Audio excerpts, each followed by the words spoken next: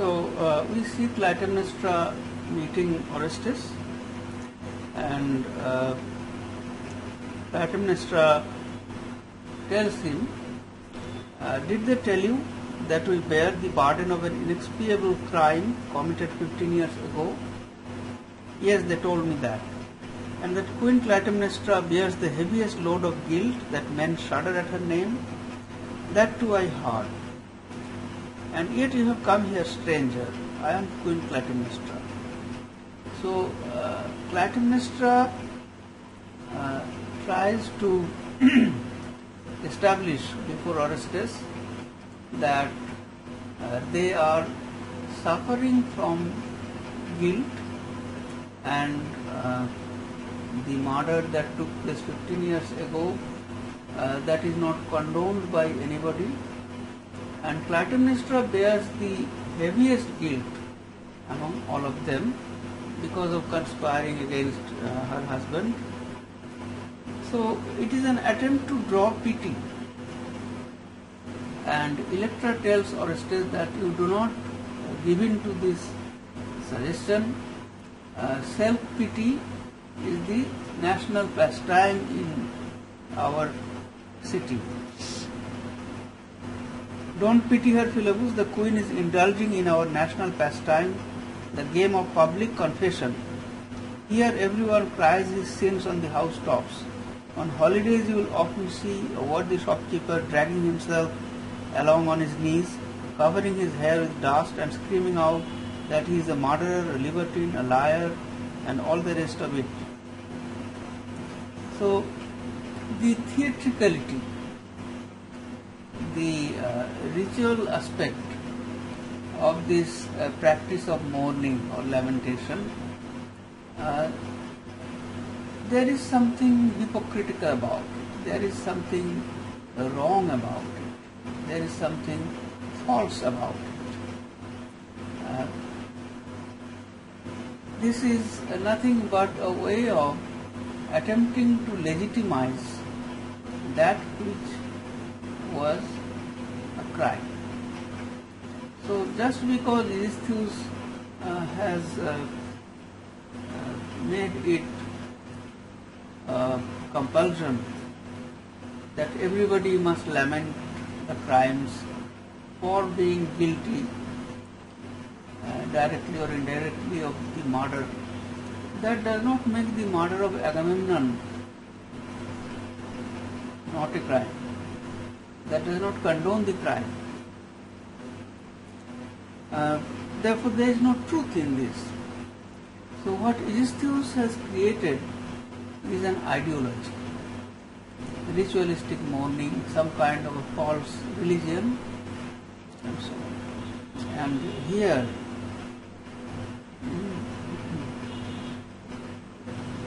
on page 69,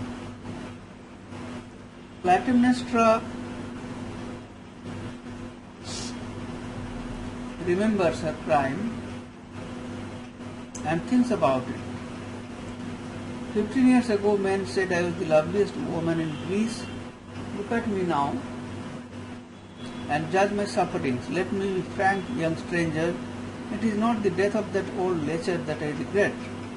When I saw his blood tinging at the water in the bath, I sang and danced for joy. And even now, after 15 years, whenever I recall it, I have a thrill of pleasure. But I had a son. He would be your age now. When Eurystheus handed him over to his bravos, and so on.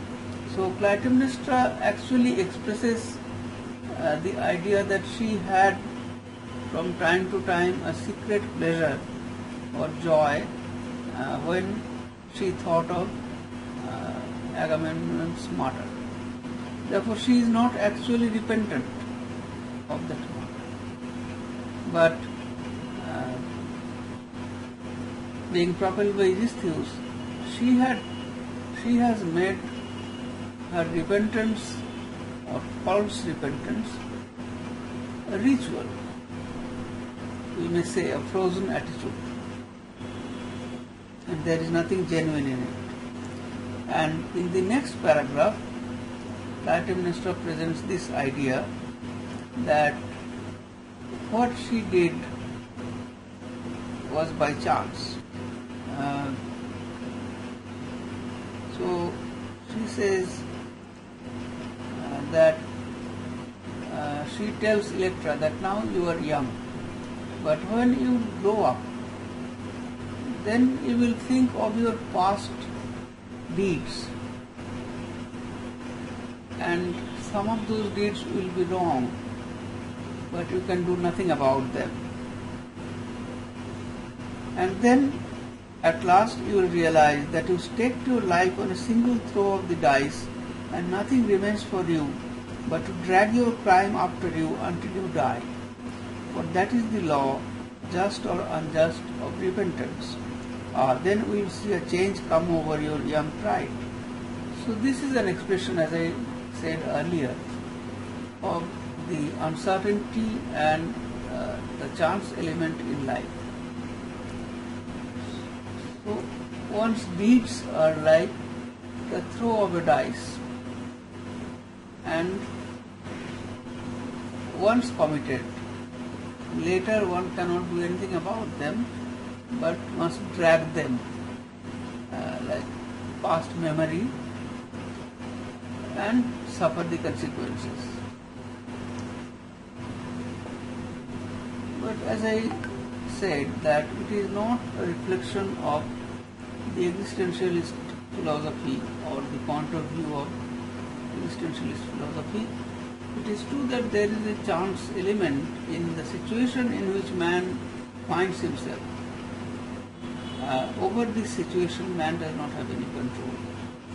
But what man does, over that he has control. So, whether Electra would agree to killing her mother and Eurystheus, or she won't agree. That is her choice. Therefore, those who say that man has no choice, that everything is destiny, and once one commits something, then one must, drag the memory of it forever and so on, they disregard the element of free will or the element of freedom. Now, as you know that philosophically the idea of will has been debated in many philosophical traditions. Even in religion, as you know that in the Christian religion, free will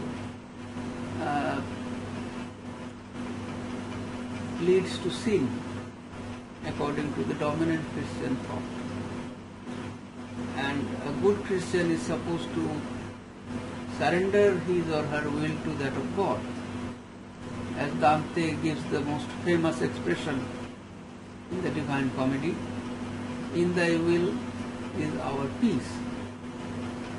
And T.S. Eliot uses this line in Murder in the Cathedral. But that is a religious point of view, or one religious point of view. But the question of will is intricately related to the question of freedom. So, in the Renaissance, the famous Neoplatonic philosopher Marsilio, not Ficino, Pico della Mirandola, entered into a debate over the idea of free will, and later, during the Reformation, Luther and Erasmus, they had a debate over the idea of free will. So whether there is free will permissible in Christianity or not. Existentialism, of course, completely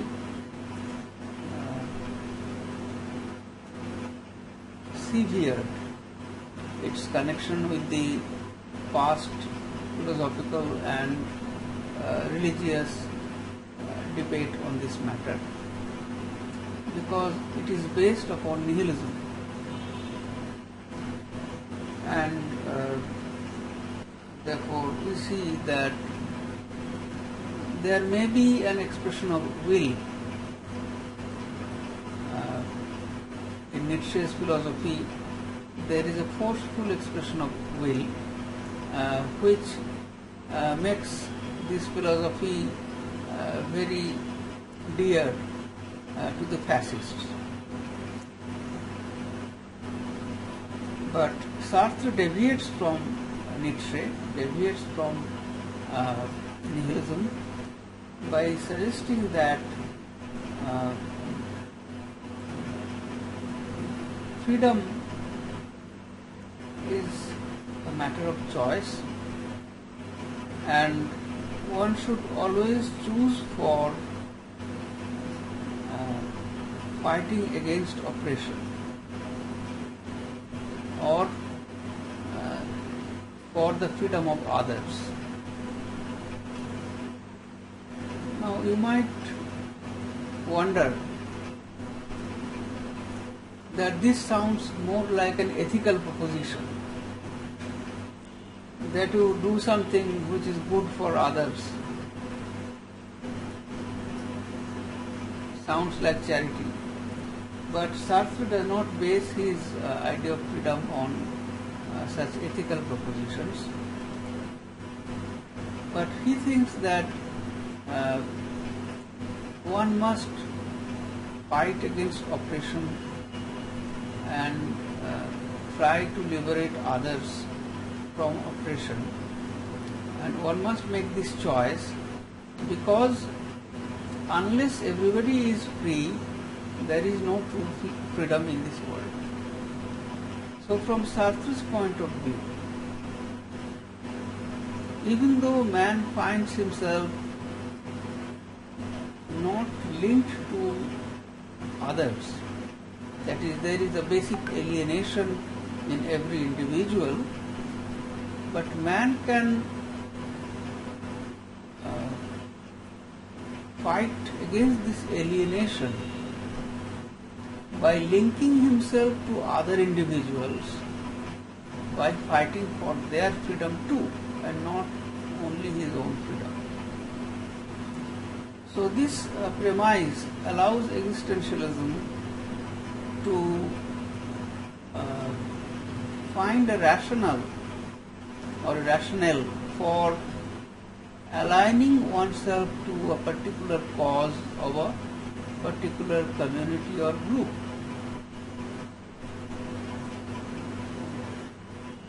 And therefore,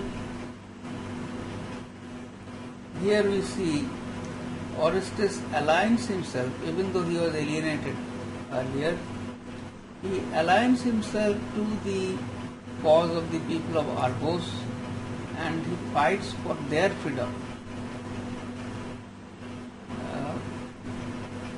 When he leaves Argos, he takes away all the flies with him. The flies follow him. The flies, we remember, they stand for the Furies, they stand for oppression, they stand for punishment. So Orestes takes away all these things from Argos, giving them freedom from punishment, from oppression, from mourning, and so on. So Sartre presents Orestes making an existential choice, a choice which means which is not for one's own selfish motive, but for freedom in general of people. Therefore, Clytemnestra's position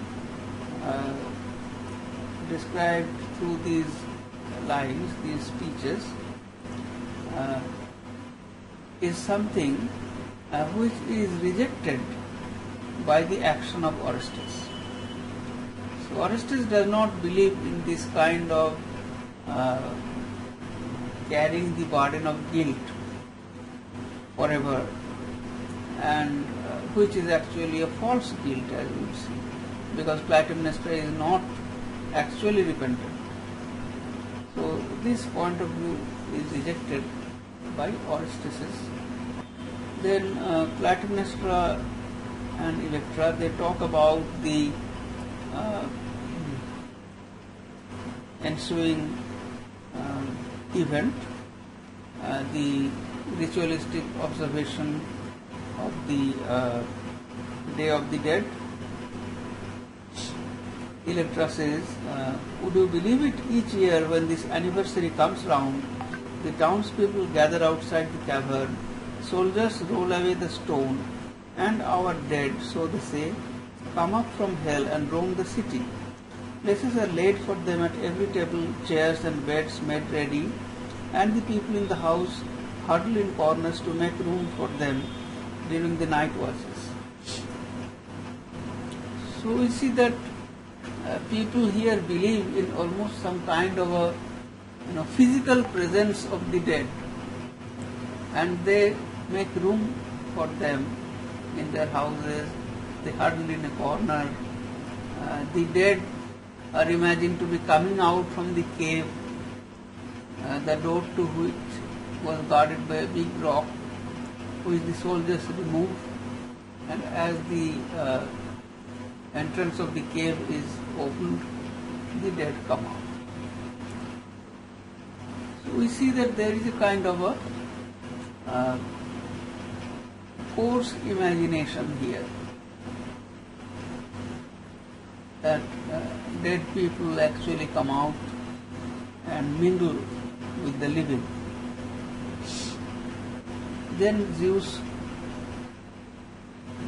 arrives, Clytemnestra exits, Zeus enters and tells Orestes, your attendant tells me you wish to leave. He has been looking for horses all over Argos but can find none. Well, I can procure for you 2 sturdy mares and riding gear at a very low figure. So Zeus appears like a trader bargaining with the rent of a horse.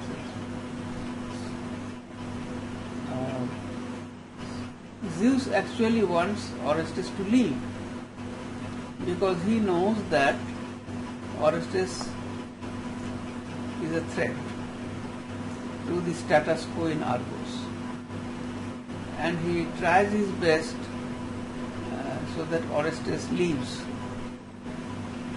So he provides him with horses and so on. But Zeus has no power to compel him, as it will become clear later. Zeus, when Orestes asks him, why don't you yourself stop any evil or any bad event or any criminal event from happening? Then Zeus says that the gods do not have any control over man's will. So the gods can only prompt men towards some action, but cannot force them. The purpose of this is that Sartre wants to expose the fact that there is a thing called human will. There is a thing called freedom. And there is no such thing as gods or supernatural powers that compel to take our decisions. So here we see Orestes taking his decisions. He thought about leaving Argos, but when Zeus provides him with horses, then he says, I have changed my mind, I am not leaving Argos. And Zeus is helpless in this matter. He can't do anything. Zeus meditatively, so you are not leaving after all. A short pause, then in a quicker tempo. In that case, I shall stay with you and be your host. So he wants to stay with Orestes. Why? Because he wants to keep an eye on him, what he is doing or what he is planning to do. I know an excellent inn in the lower town where we can lodge together. You won't regret my company, I can assure you. But first, Abraxas Gala Gala say, let me rid you of these flies. A man of my age can often be very helpful to lads like you, and so on.